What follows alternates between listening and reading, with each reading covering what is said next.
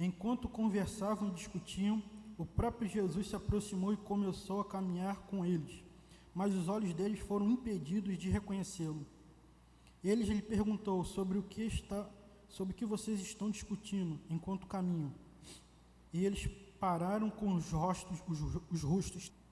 Um deles disse, chamado Cleopas, perguntando-lhe: você é o único visitante em Jerusalém que não sabe das coisas que ali aconteceram nestes dias? Que coisas? Perguntou ele. O que aconteceu com Jesus de Nazaré? Responderam eles. Ele era um profeta poderoso em palavras e em obra diante de Deus e de todo o povo. Os chefes dos sacerdotes e nossas autoridades o entregaram para ser condenado à morte. E o crucificaram, e nós esperávamos que era ele que ia trazer a redenção a Israel. E hoje é o terceiro dia desde que tudo isso aconteceu. Algumas das mulheres dentre nós nos deram um susto hoje. Foram de manhã bem cedo ao sepulcro e não acharam o corpo dele. Voltaram e nos contaram ter tido uma visão de anjos que disseram que ele está vivo.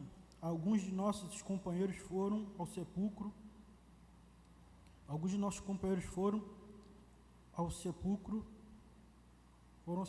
e encontraram tudo exatamente como as mulheres tinham dito, mas não o viram.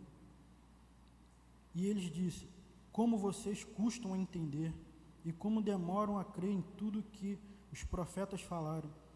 Não devia o Cristo sofrer estas coisas para entrar na sua glória?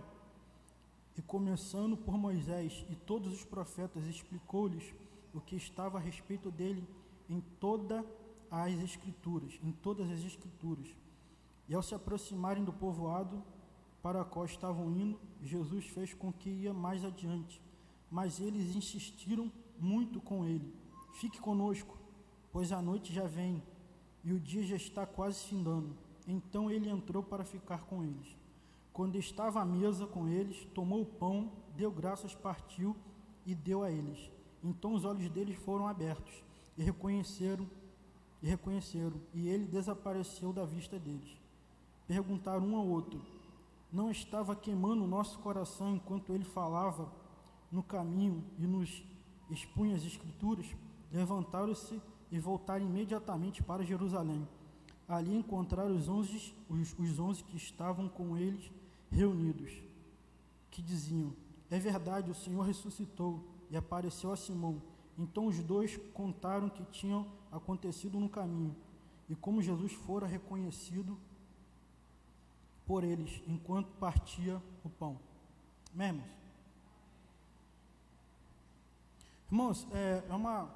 Estaremos expondo a palavra de Deus hoje, e o título dessa mensagem é: ainda que você não veja, Jesus está presente.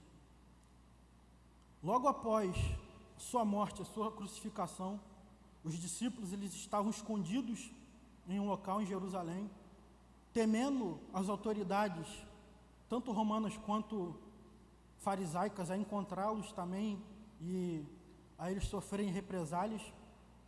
E esses dois discípulos aqui em especial, eles saem de Jerusalém e vão a Emaús. Em hebraico, em grego, a palavra Emaús, o povoado de Emaús, a cidade de Emaús significa fonte de águas. Eles saem dali de Jerusalém, a Bíblia fala que é uma distância de aproximadamente 11 quilômetros de Jerusalém a Emaús, e eles vão nesse caminho. E ali nesse caminho, eles vão dialogando um com o outro, falando um com o outro de tudo que havia acontecido ali naquele período.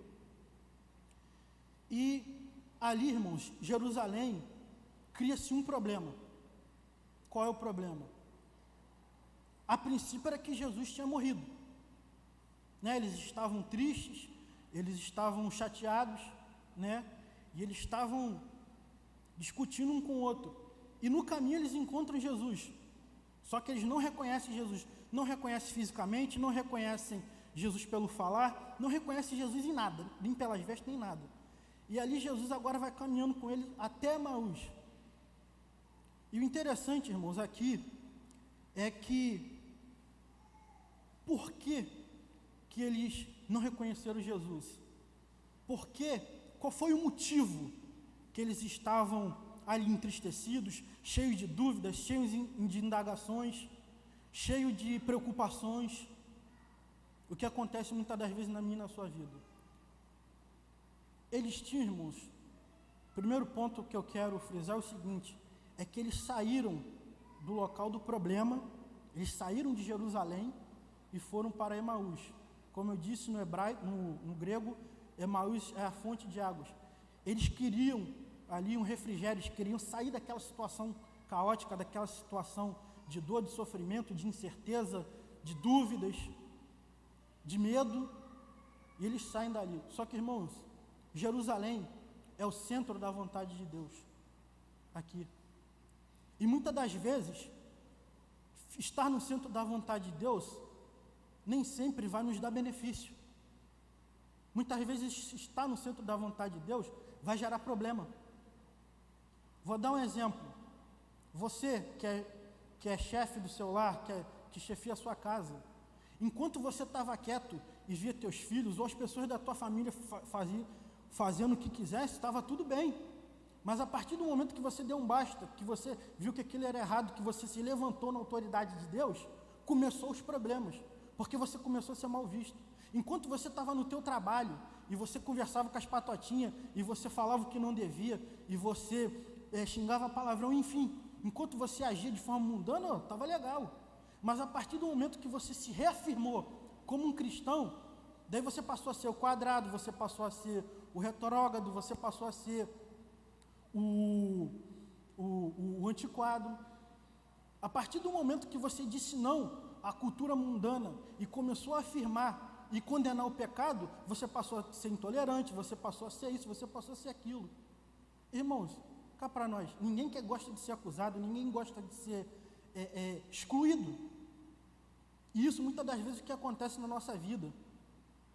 O centro da vontade de Deus, ele tem um problema ali, e a gente sai dele para buscar um local de refúgio, para a gente arejar a cabeça, para a gente ter uma certa paz, né, entre aspas. Só que é aí que começa o verdadeiro problema, porque existia um problema ali.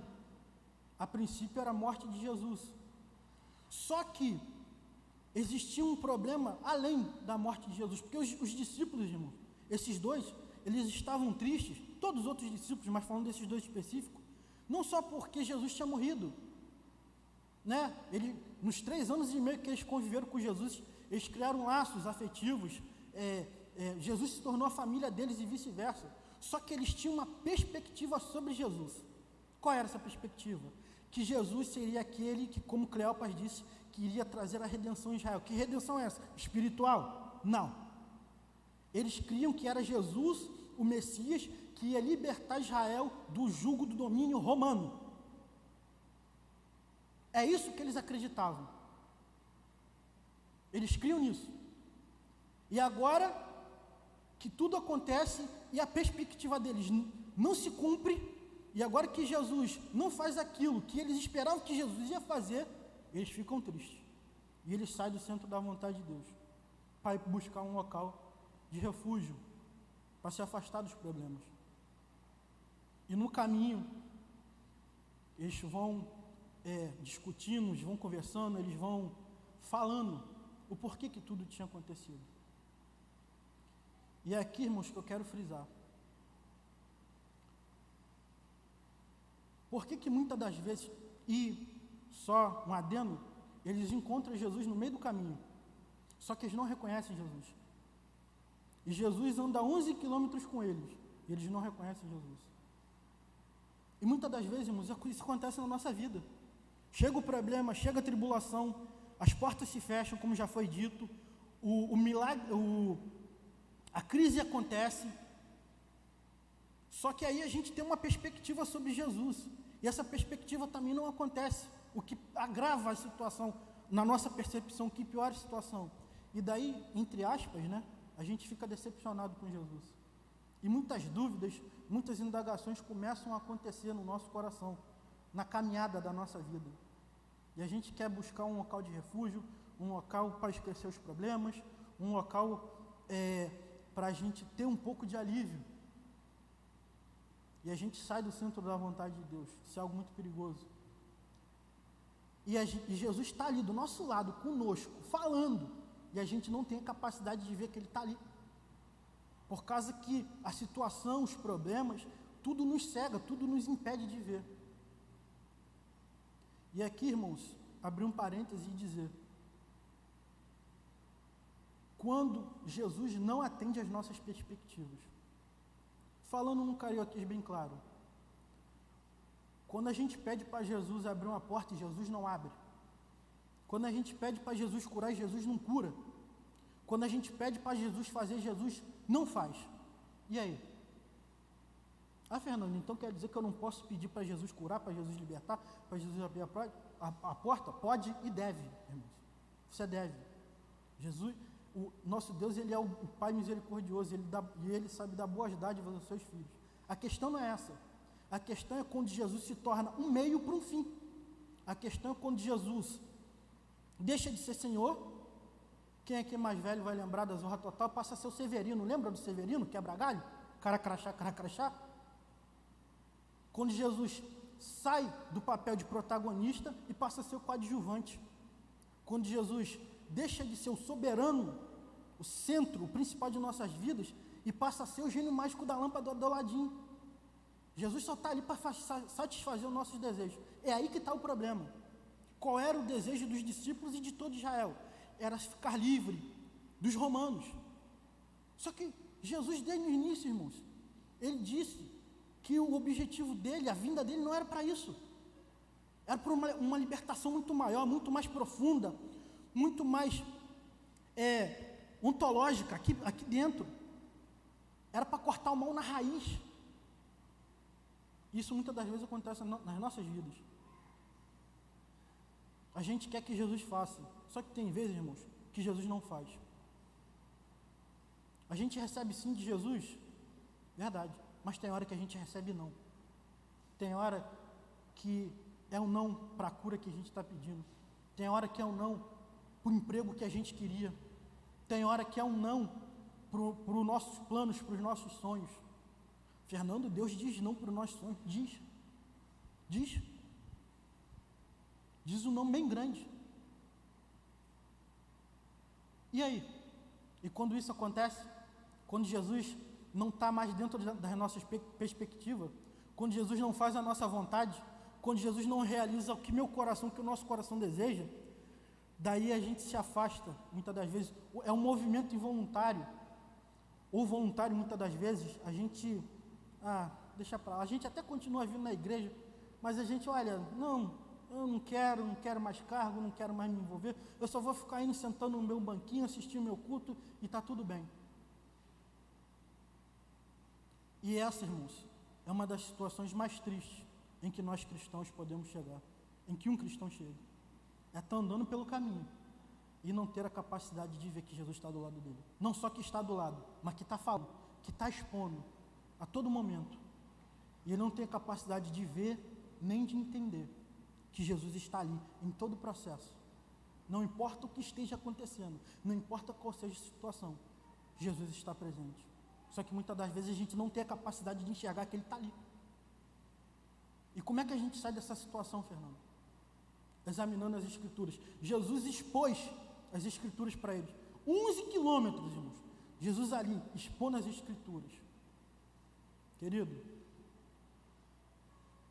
você pode ouvir louvor, nós ouvimos louvores, você pode ir para o monte quem gosta. De vez em quando aparece um profeta lá, glória a Deus. Mas a maior profecia de todas é a palavra.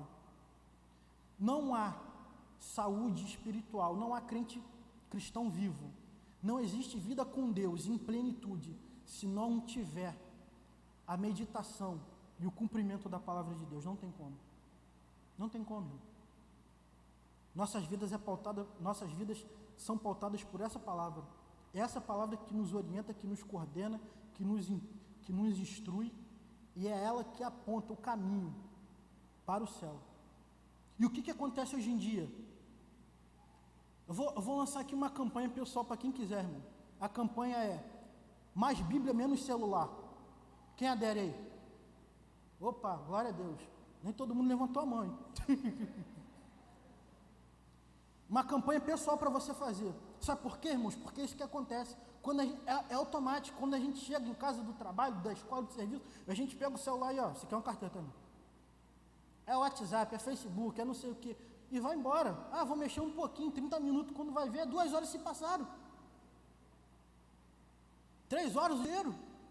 E muitas das vezes, vendo, consumindo coisas que não edificam.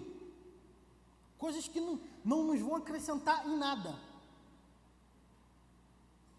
Ah, um videozinho, meme, não sei o que, fulano dançando e tal, essas dancinhas ridículas que tem por aí.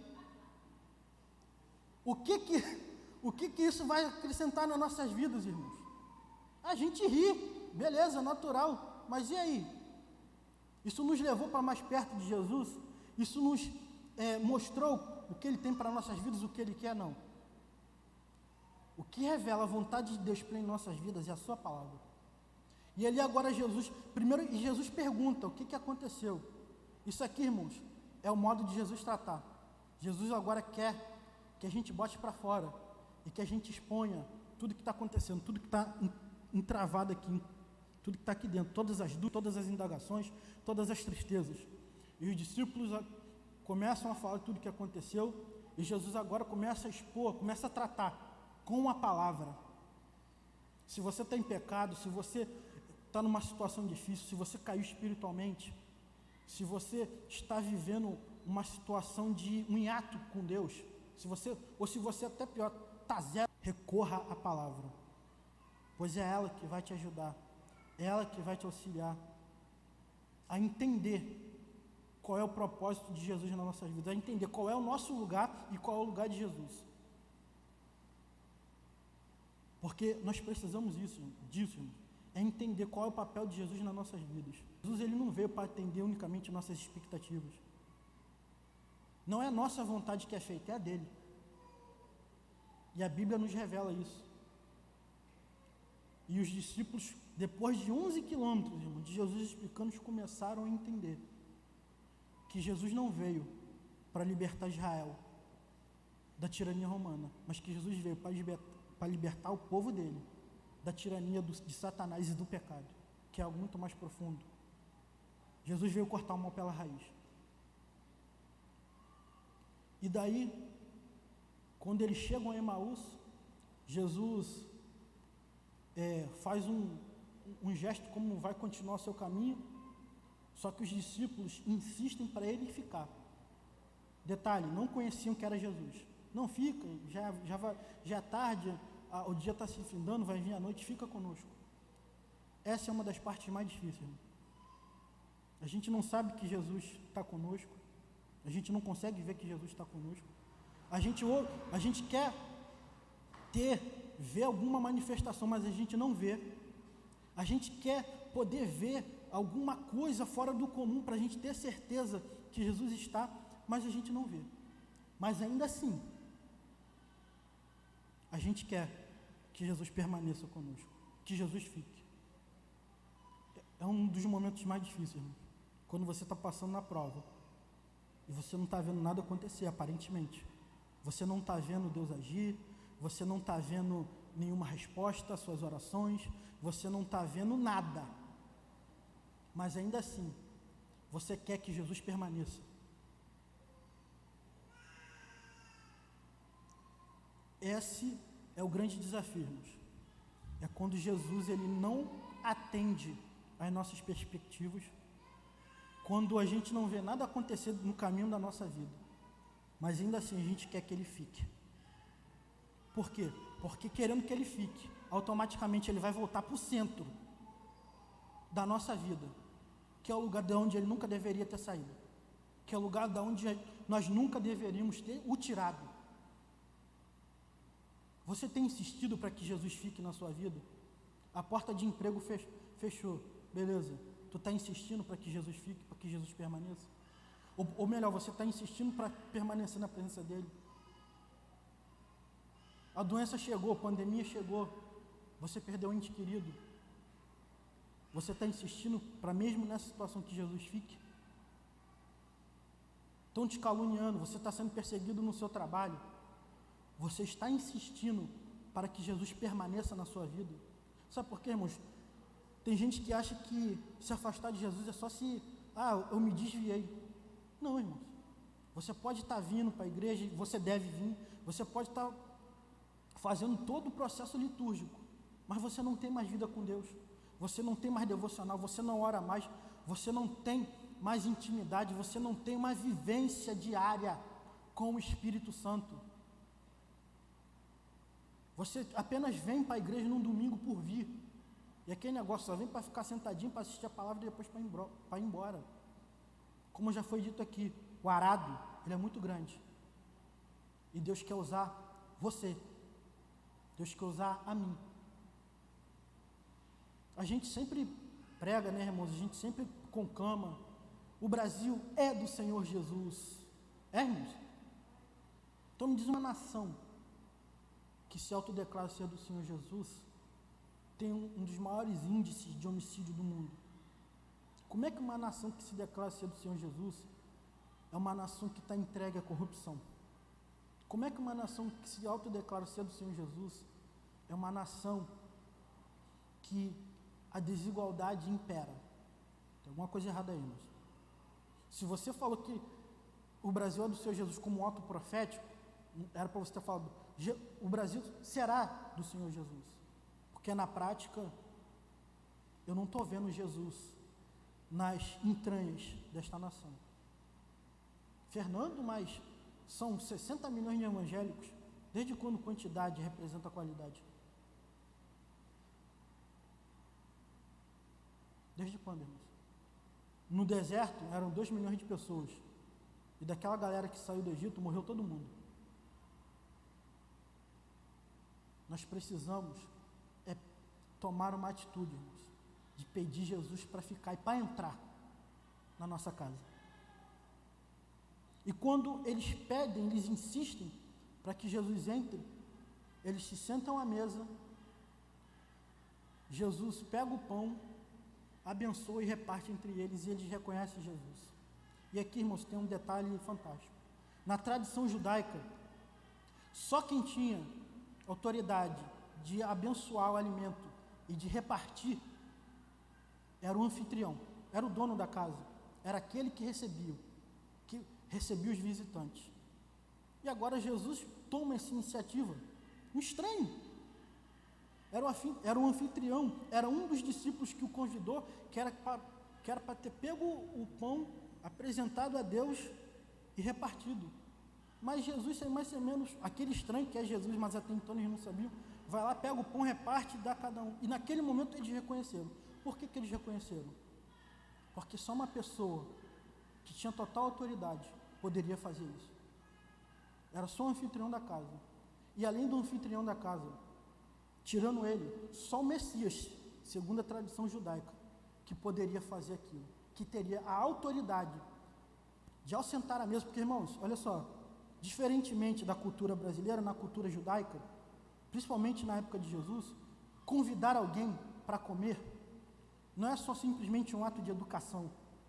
Quando um judeu convida um outro para comer, significa que ele queria ter comunhão com aquela pessoa, que ele queria aprofundar seus laços com aquela pessoa, que ele queria ter um relacionamento mais profundo com aquela pessoa. Tanto é que lá em Apocalipse, Jesus diz, eu bato a porta, se alguém ouvir minha voz e abrir a porta, eu entrarei e cearei com ele e ele comigo. Por que cear?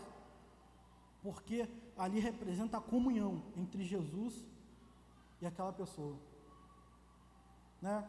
Não é um dia eu vou lá, chego na casa do pastor André, já estou lançando a semente, na hora do almoço, né? Ele vai me chamar para comer por educação. Chegou na hora do almoço, né, gordinho?